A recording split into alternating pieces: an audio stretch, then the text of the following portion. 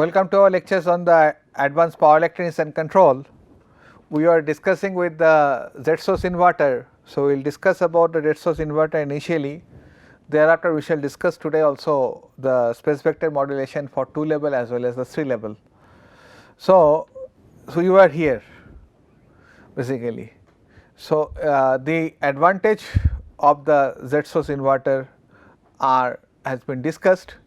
Let us go for the detailed discussions of the Z source inverter now. Now, this is the topology of the Z source.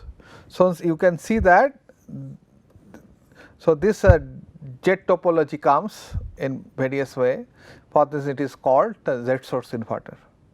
You may have a DC voltage or current source, and thereafter you have a cross link capacitor and followed by a inverter or converter depending on the different kind of applications, and your load may be DC, then it is a DC to DC Z source converter, and if you have a load may be actually AC and you are using an inverter, then it can be DC to AC operation, thus it can be an inverter. So, it can be an inverter, and a switch or combination of switch or device is generally used, and generally actually you are not allowed to the backflow depending on the kind of applications. If you are solar application and all, and you may have a little modification depending on a different kind of application. Now, this is the equivalent circuit of the Z source inverter, and if you wish to have a shoot through stage, then we require to short one line, and this is one of the disadvantage of the normal inverter. Generally, normal inverter legs are given a small dead time. So, simultaneously shorting of the inverter is not allowed in one of the leg, and for this reason actually we require little modifications and so that we can give it, and there is a different kind of technique of this actually PWM, that is called APOD, the phase opposition dispositions.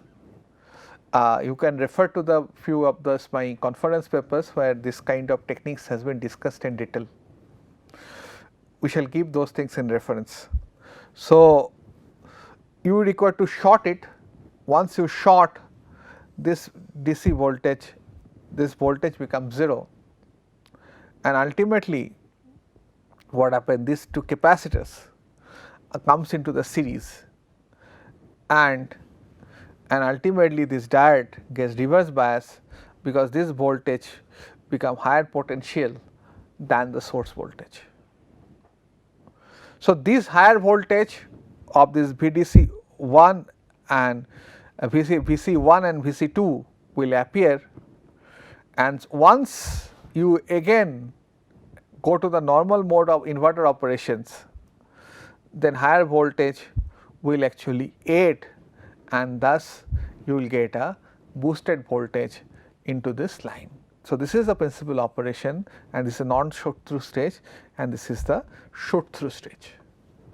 So, these are the governing equations of the voltage FET ZSI. You may have a current FET ZSI also.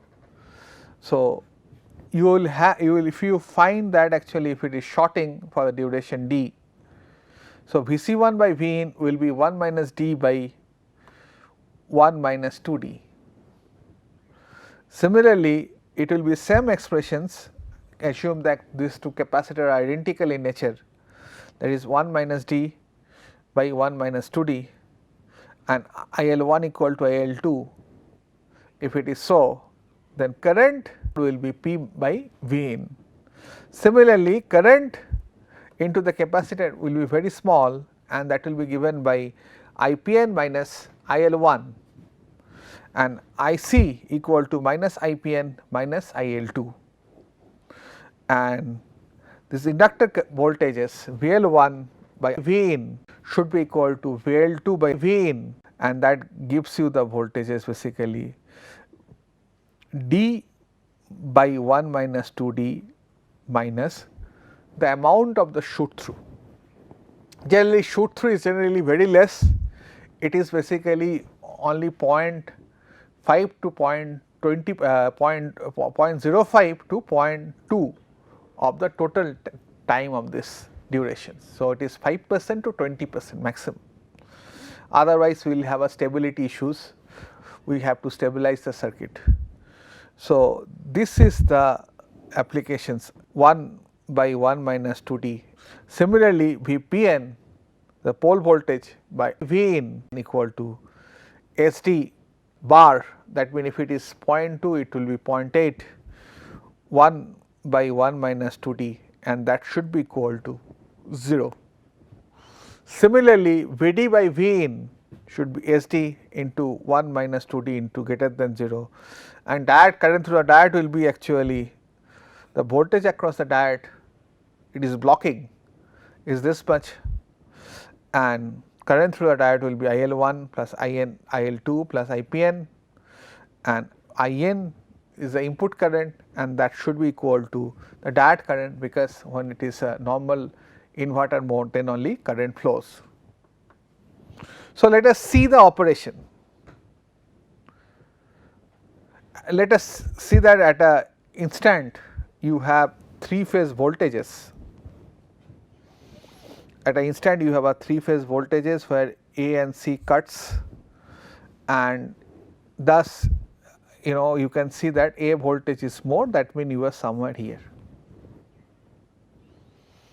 and B is actually lower. So, it is more than 90 degree. So, and C is basically further lower. So, this is for this voltage is A, and this voltage is B, and this voltage is C. So, this is the actually the point maybe you are discussing, and since it is a 50-year supply and this is around 10 kilohertz with respect to this snapshot switching logic, which is actually 100 microseconds, you can take this sine wave as a state curve, okay, because we have to switch over to better understanding over it. So, let us take this is the sine wave of single phase, and C phase will actually intersect at omega t equal to 30 degree, and you carry on like this, and B phase will intersect at this point, and you may be actually talking about actually this point, where actually you have actually this value is A, this value is VA, and this value is VB, and this value is VC. So, it is somewhere here. So, after 90, before maybe 120. So, let us concentrate our discussion at this point, what will happen depending on the different voltage level as has been shown here. So, this constitute your VA, BB, VC, and that is drawn as a straight line, because basically switching frequency is around 1000 times higher, or at least 500 times higher. So, how see that the modified carrier based PWM, how it gives to the shoot through. So, you will give a shoot through for very small interval of the time. So, this is the switching of the SA, and here actually in this peak you give a shoot through. So, what will happen here, it will be low, and for this duration basically you can find it out, the triangular wave is more than the sine wave. Since till this time triangular wave is more than triangular wave is less than this VA. So, SAP will be on, and for this duration it will be off. Similarly, for SB, this one, so it will cut this point until this time this will be off, and this time SB will be on, and similarly you will have this logic. And what you will do here, you see that, and thus you make a transitions, switching transitions. You start from the, will just after this class, or maybe actually the just after, or maybe in the same class, we shall discuss with the different state of the actually space vector modulations, then it will be more clear. So you require to rewind these lectures again. 111 are actually the notations of the space vector. It means that for the 2 level inverter, all the upper switch is closed. So, and thus you get a 0 voltage at the inverter. And thereafter, initially, you know, when this it begins, phase A is greater than the triangular wave, thus you get 1, and other 2 phases are less than this triangular wave, for this will be 0. And here you will have a transitions, again all the switches actually, all these actually phases are less than the triangular wave, thus you will make actually 0 0 0. Thereafter again it will transition to 1 0 0 and 1 1 1. Now what will happen, you know, in between this 1 0 0 to 0 0 0, you will give a small shoot through. You short one of the leg. So to better understand it, so you have a different switches,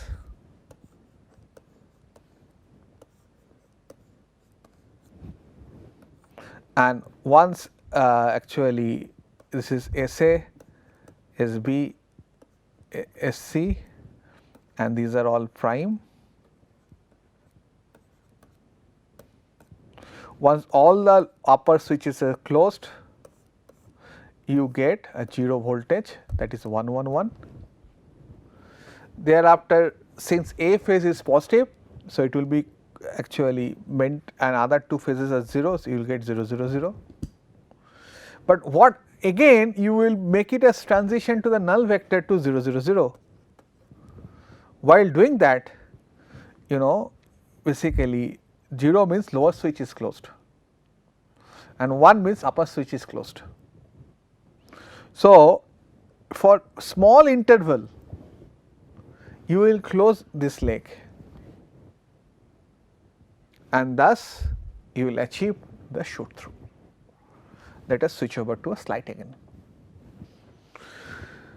Same thing happens here, you know, according to the switching logic.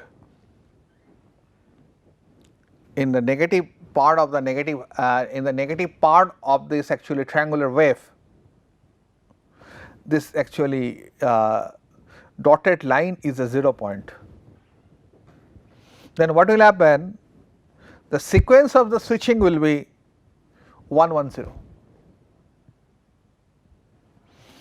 and then it will be switch over to 1 1 1.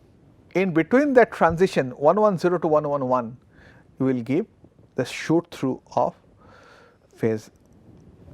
You will get from 1 1 0 to 1 0 0 to 1 1 0, sorry, pardon me, 1 1 0 to 1 1 0, you will give a shoot through at phase B. Similarly, once it makes the transitions 1 1 0 to 1 1 1, give a shoot through to basically in phase C.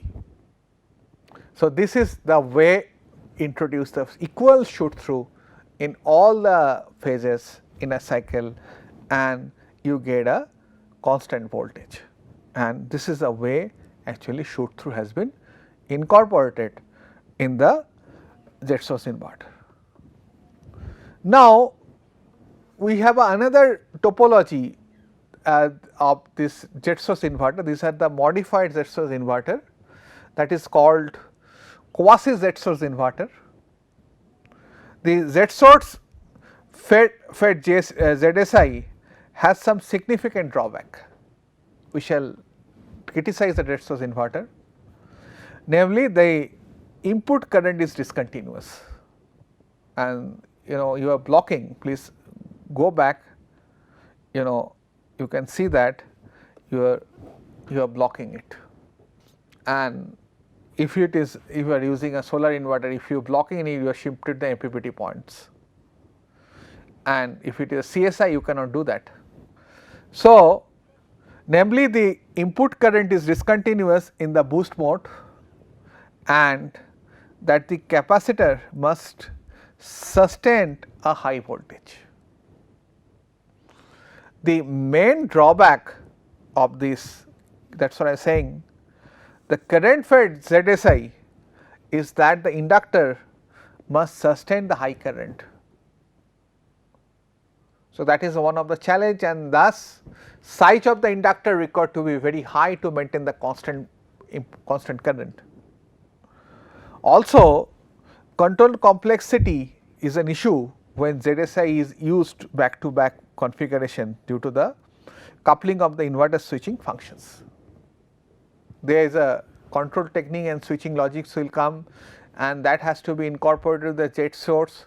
So, all those complexity will pop in, and ultimately that gives you a problem related to the controllability and observability. So, control becomes complex,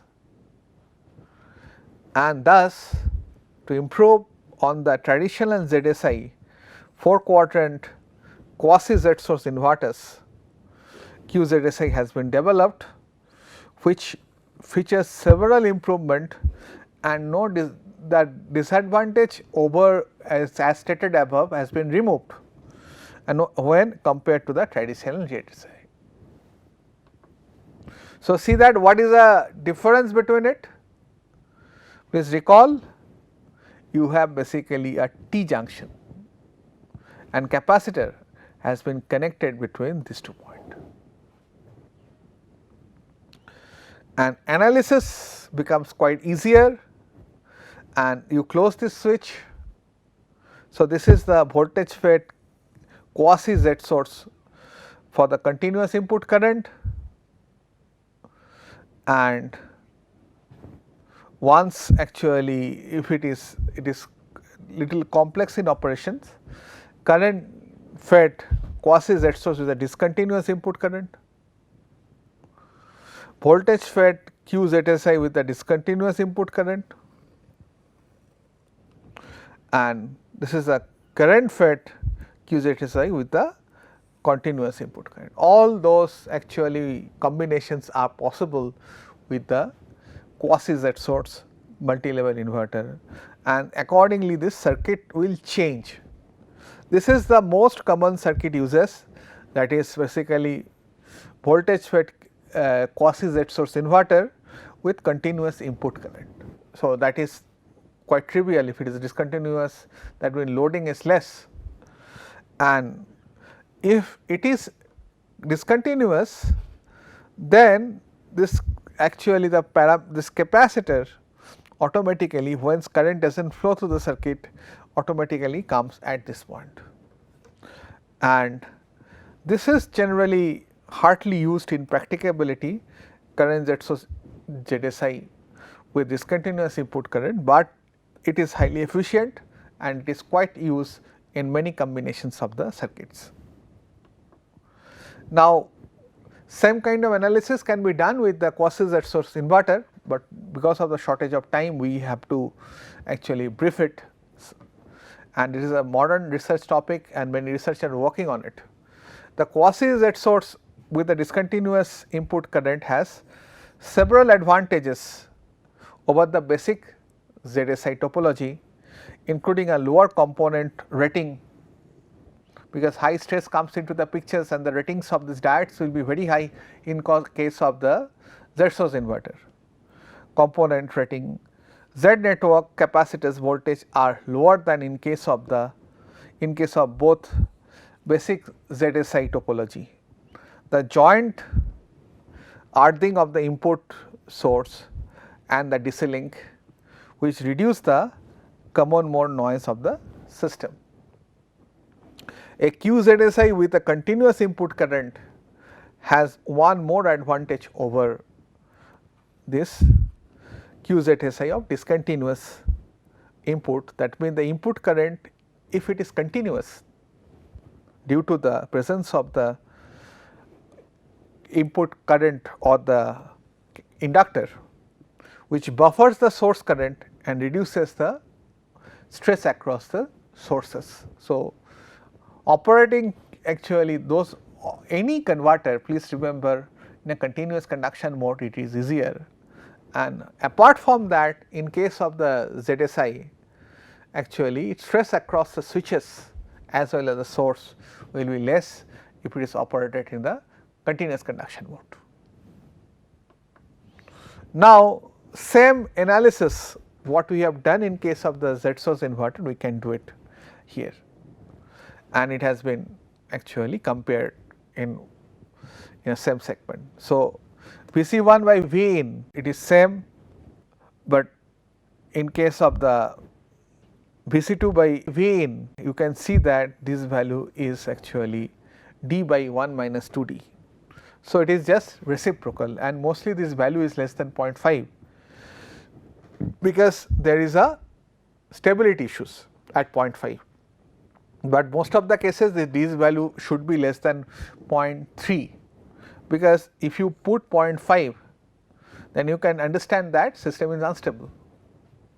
So, here you can see that gain here you restrict it.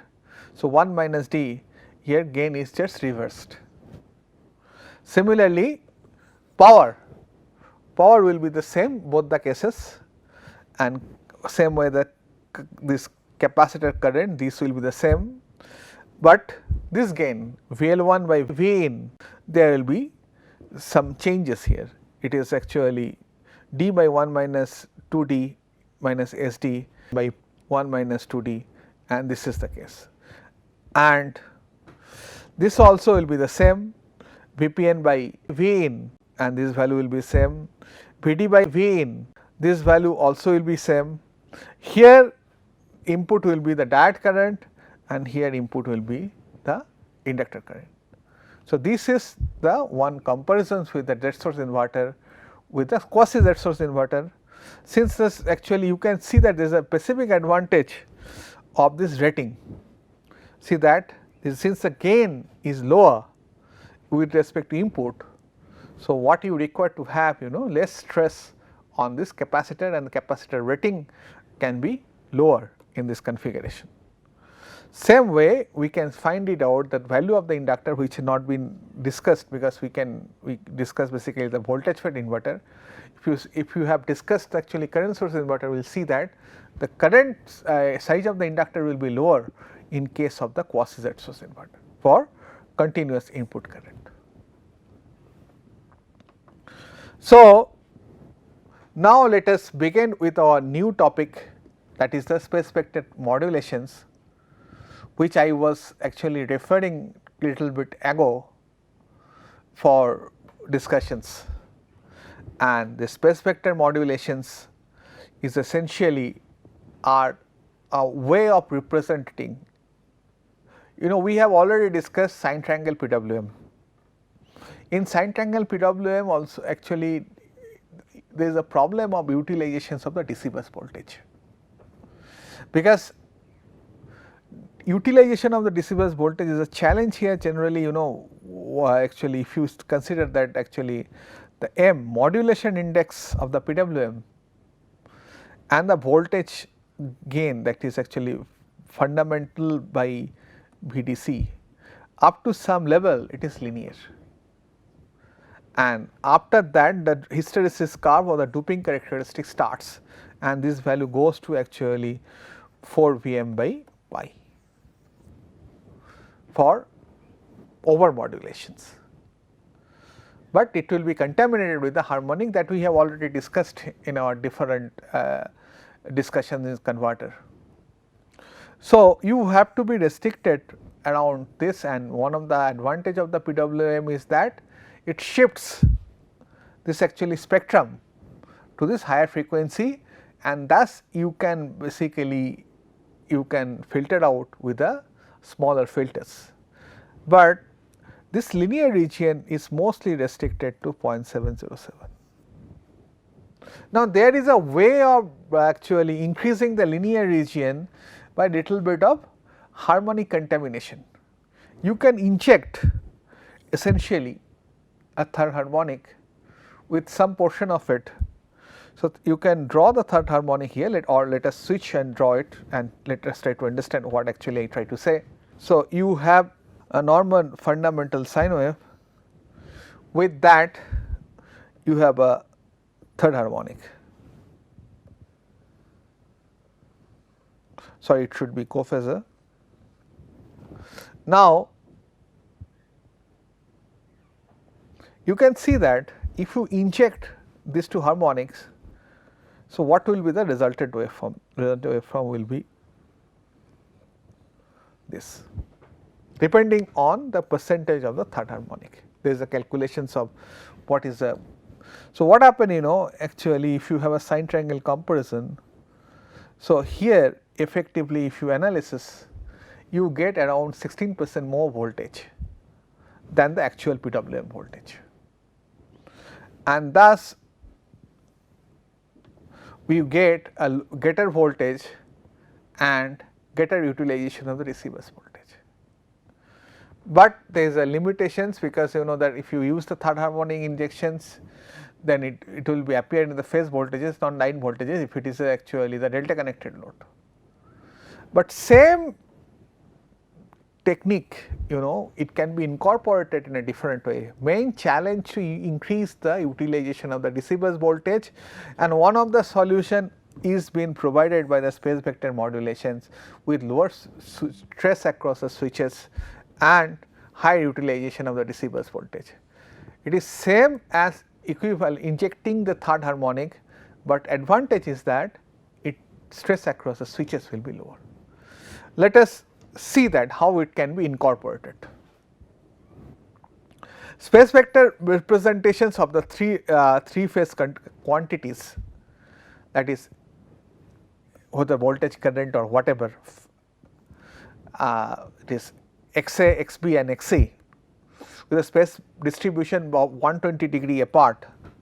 It can be represented as actually this, but A gives you the 120 degree phase shift. A is e to the power j 2 pi by 3, and thus x can be voltage, current, flux, and does not necessarily to be a sinusoidal quantity also. So, this can be represented like that. Now, let us see that we will have a two level inverter, and we have a leg A, and this is the phase voltage with respect to the midpoint of the capacitor, and this is the point N, and this is basically the voltage Bn, this is the voltage Cn, and you will see that what will happen when actually S1 and S1, S4 is basically constituting the leg 1, similarly S3, S5 constituting the leg S3, S6 constitute the leg 6, and S5 and S2 legs 3 or leg or phase C. So, once S1 is on and you have a matrices of different combinations, and S3 is on, that means this switch is on, this switch is on, and this switch is on, all the upper legs are switches are on, and then what happen?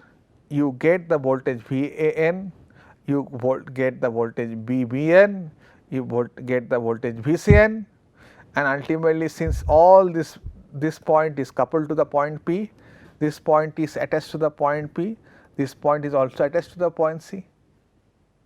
So, voltage across it, across the load will be 0. So, for this reason we shall write a convention here. We are following actually the convention followed by Ben Hu. You can refer to the other book also, they are using a different kind of convention. So, they are using the plus plus plus or 1 1 1 whatever may be. Here we are using PPP. So, this point is P, for this we are writing PPP. So, it is S1, S3, S5. Similarly, once all the lower switches are closed, so S1 is off, thus S4 is on, these are actually complementary logics. Similarly, you get a voltage 0, similarly S3 is off, S6 is on, and similarly S2 is on, you are here, that is S4, S6, S2, and you get a 0 voltage. So, irrespective of this level, that gives a 0 voltage to the load, and for this reason these are to represent it or called a null vector.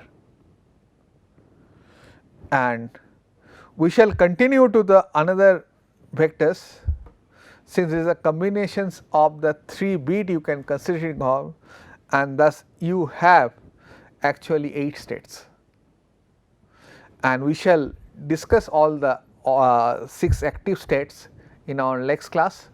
Thank you for your attention. We shall go into the deep discussions of the SPWM in our next class. Thank you.